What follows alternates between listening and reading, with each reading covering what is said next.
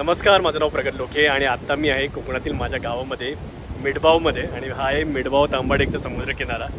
लांबवर पसरलेला समुद्रकिनारा आहे आणि भरपूर सुंदर समुद्रकिनारा आहे. जे पण लोक या मिडबावच्या समुद्रकिनाऱ्यावरती येऊन गेले आहेत तर त्यांना माहितीच आहे. एकदम व्हाईट सँड आहे, बाजूला तिथे गजबादेवीचं मंदिर आहे, तिकडे मस्तपैकी एक संगम पॉईंट पण आहे. सो एक्सप्लोर करण्यासारखं ना इथे बरंच आहे. आणि त्याच्याशिवाय कोणे एकीकडे इथे MTDCला पण सुरुवात झालेली.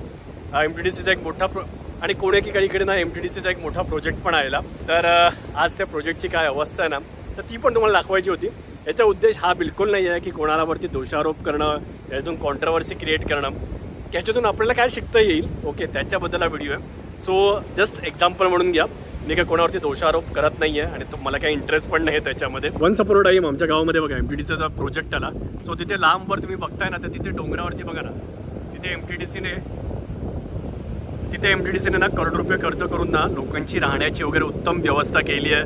तिथे इन्फिनिटी स्विमिंग पूल आहे आणि आरामात मला असं वाटतं 150-200 लोक राहू शकतात तिथे. आणि त्याच्याशिवाय इथे समुद्राच्या किनारी त्यांनी राहण्याची नाही. सो इथे त्यांनी ना रेस्टॉरंटचं प्लॅन केलं. ओके, सो इथेच एक समोर रेस्टॉरंट वगैरे आहे, त्याच्या लाकडी खुर्च्या वगैरे आहे, पूर्ण चांगला सेटअप आहे. पण हा जे रेस्टॉरंट आहे ना त्याची ही अशी काहीतरी अवस्था आहे. हे बघा, हे त्यांनी असे बांबू शॅक्स सारखे बनवलेले, म्हणजे लोक याच्यामध्ये जेवायला बसणार ग्रुपने आणि तिकडून जेवण सर्व केलं जाणार किंवा असा काहीसा कॉन्सेप्ट होता की लोक इथे येऊन रिलॅक्स वगैरे करतील आणि तिकडे जेवण पण करतील, म्हणजे राहणार तिकडे वरती आणि इकडे जेवायला येणार. ओके, किती मस्त सुंदर कॉन्सेप्ट आहे. तुम्हाला या कॉन्सेप्टबद्दल काय वाटतं तर ते तुम्ही मला कमेंट करून नक्की सांगा. पण मला असं वाटतं असा कॉन्सेप्ट जर तुम्हाला वर्क करायचा असेल तर तुम्हाला थोडं लक्झरी क्लायंटेल येणं आवश्यक आहे, एक्सपेक्टेड आहे. आणि ते येण्यासाठी इन्फ्रास्ट्रक्चर पाहिजे आणि ते इन्फ्रास्ट्रक्चर तर मला वाटत नाही आतापर्यंत आपण डेव्हलप करू शकलो आहे. कारण मुंबई गोवा हायवेज जवळजवळ आता माहिती नाही किती वर्ष झाली तेव्हापासून तो रखडलेला आहे. कोस्टल हायवेचा आता प्रपोजल आलेला आहे तर तो बनेल तेव्हा बनेल. चिपी एअरपोर्ट आहे पण त्याच्यावरती चुकून एखादा फ्लाईट उतरतं, पण कमर्शियल फ्लाईट्स त्याच्यावरती उतरतच नाही आहेत. म्हणजे ज्या प्रकारच्या फ्लाईट्स तिथे उतरण्याचं एक्सपेक्टेड होतं ते आता कधी उतरलेच नाहीत. म्हणजे तुम्हाला त्याच्यावरती कधी त्याच एअर इंडियाची एखादी फ्लाईट आहे ना तर ती तुम्हाला दिसते, बाकीच्या फ्लाईट्स दिसत नाहीत. त्याच्यामुळे इन्फ्रास्ट्रक्चर तर गडबडलंच. पण त्याच्यामुळे काय झालं की बघा ही जी एवढी करोडो रुपयांची जी इन्व्हेस्टमेंट झाली तर ती पण फुकट गेली.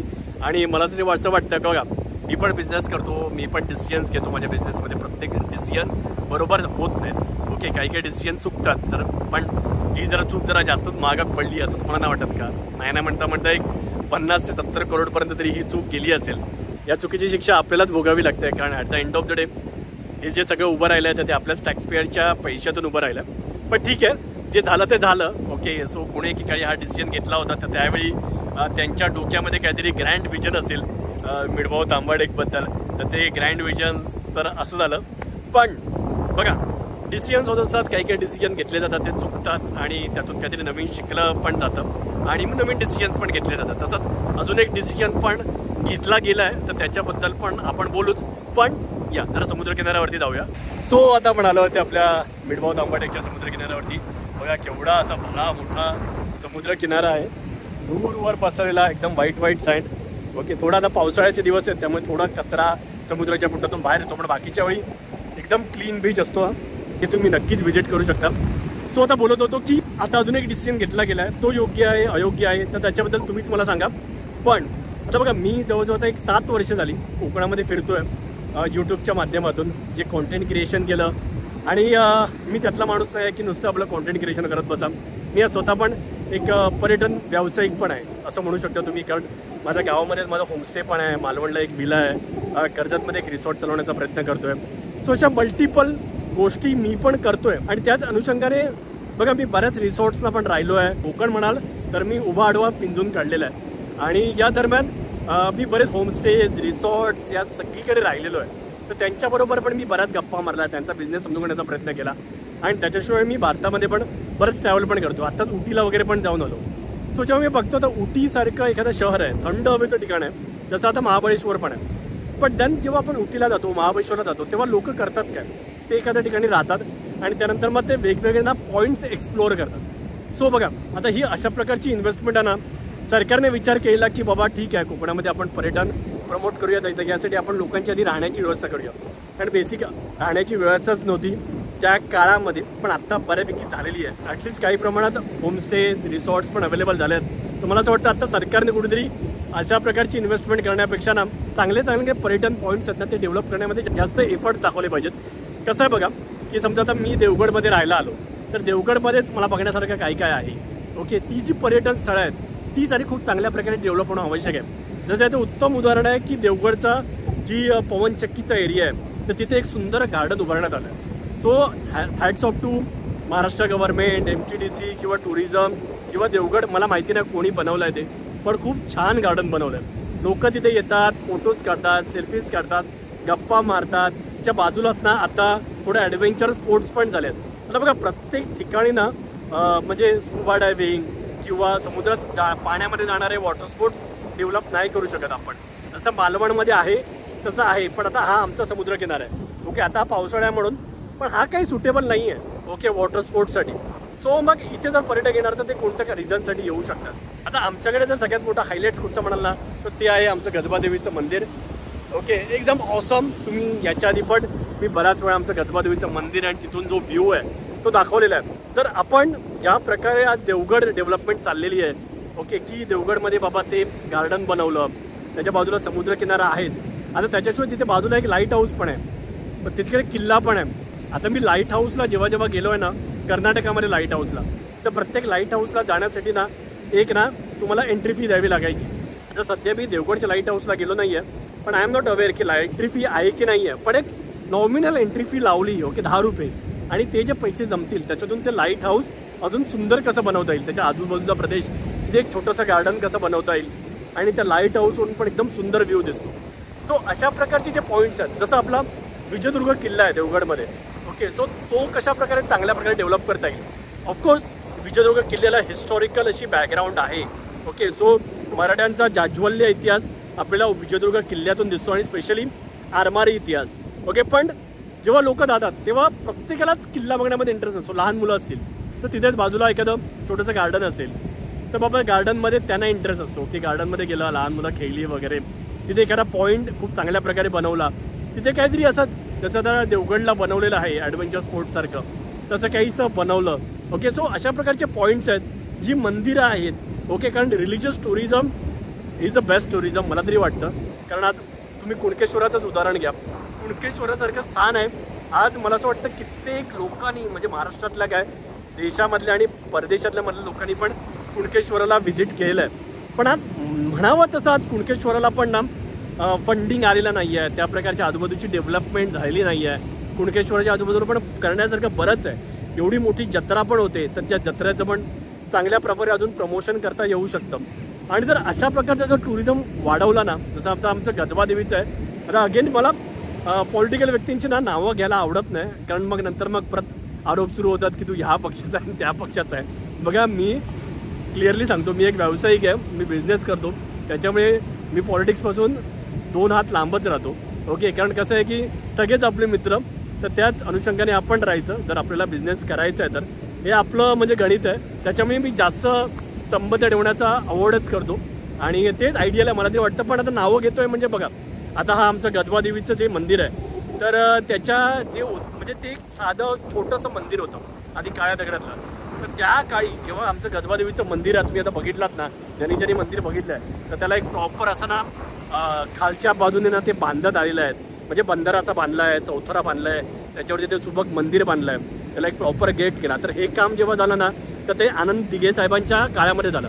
आनंद दिघे साहेब इकडे आलेले आणि त्यांनीच या मंदिराच्या म्हणजे जो मंदिराचा जे पूजनाचा कार्यक्रम वगैरे होतो तो त्यांच्या काळामध्येच झाला. तर त्यांच्या हस्तेच झालेला, आणि त्याच्यामध्ये मोठ्या प्रमाणात इनिशिएटिव्ह घेतले आहेत. ते आमच्याच गावातले आहेत रवींद्र पाठक सर, तर ते पण आमदार आहेत. तर त्यांनी त्यावेळी इनिशिएटिव्ह घेतलेला. आता पण आपल्या गजबादेवीसाठी ओके मोठ्या प्रमाणात फंड अवेलेबल झालेलं आहे ओके. म्हणजे आता मला पण एवढं मी काय फॉलो करत नाही की नक्की त्या ॲप्लिकेशनचं काय झालं okay. So I am not that much updated. तुम्ही अपडेटेड असाल तर तुम्ही मला सांगा. पण जेव्हा मी इथे लास्ट टाईम आलेलो सो त्यावेळी असा प्लॅन चाललेला की आता गजबादेवीच्या बाजूला मोठा भक्तनिवास बांधायचा, आजूबाजूचा प्रदेश मोठा डेव्हलप करायचा, आतमध्ये एक थोडी जेट्टीसारखं बनवायचं, म्हणजे लोक त्याच्यावरती ना असं वॉक करून जातील समुद्रामध्ये. ती जेट्टी बनली ती कसं आमचा जो समुद्र किनारा आहे तो पण जरा सेफ होईल. लाटा ज्या डायरेक्टली समुद्र किनाऱ्यावरती त्या येणार नाहीत, त्यामुळे ते बंदर पण सेफ होईल, मच्छीमारांना पण त्याचा फायदा होईल. सो असं काहीचं प्रपोजल आहे, ग्रँड प्रपोजल आहे. मी जेवढं बघितलेलं तेव्हा गजबादेवी मंदिराचं रिनोव्हेशन होऊन ते अजूनच सुंदर आणि ग्रँड बनणार होतं.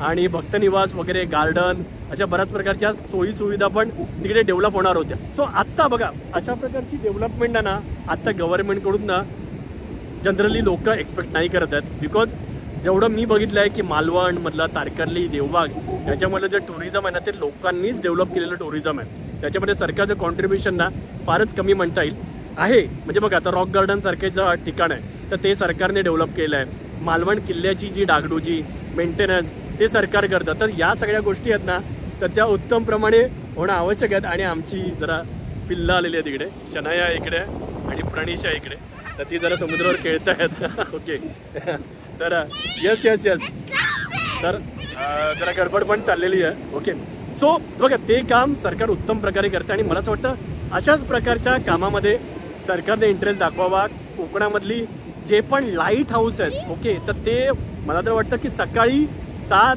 ते संध्याकाळी 7 किंवा रात्री 10-11 पर्यंत ते अवेलेबल केले पाहिजेत.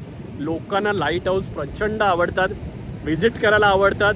त्यांना अर्ली मॉर्निंग व्हिजिट करायला आवडेल, त्यांना लेट नाईट व्हिजिट करायला आवडेल आणि त्याला एक एंट्री फी ठेवा, त्यातून चांगलं पर्यटन क्रिएट होऊ शकतं. त्यानंतर मग नेवती बीच आहे त्याच्या बाजूलाच, वेंगुर्ला नेवती बीचच्या तिथेच पण एक लाईट हाऊस आहे समुद्रामध्ये.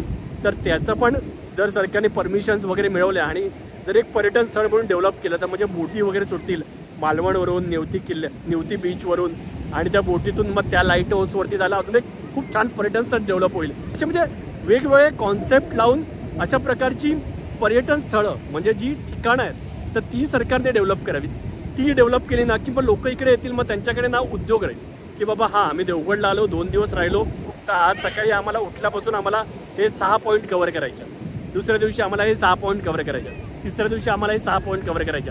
आणि त्यानंतर मग जेव्हा लोक त्या ठिकाणं बघायला यायला लागतील ना तर त्या अनुषंगाने जे स्टेज आहेत ओके म्हणजे मार्केट विल डिसाईड की बाबा कोणत्या प्रकारची कस्टमर्स येतात, त्यांचं बजेट काय आहे आणि त्यांच्या बजेटच्या अनुषंगाने तिथे कशा प्रकारची राहण्याची सोय झाली पाहिजे या सगळ्याचं मार्केट डिसाईड करेल आणि त्या अनुषंगाने डेव्हलपमेंट होत जाईल पर्यटन स्थळांची.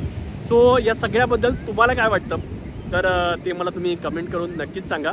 आणि मी परत एकदा सांगतो हे जे झालं ते झालं ओके, गंगेला मिळालं.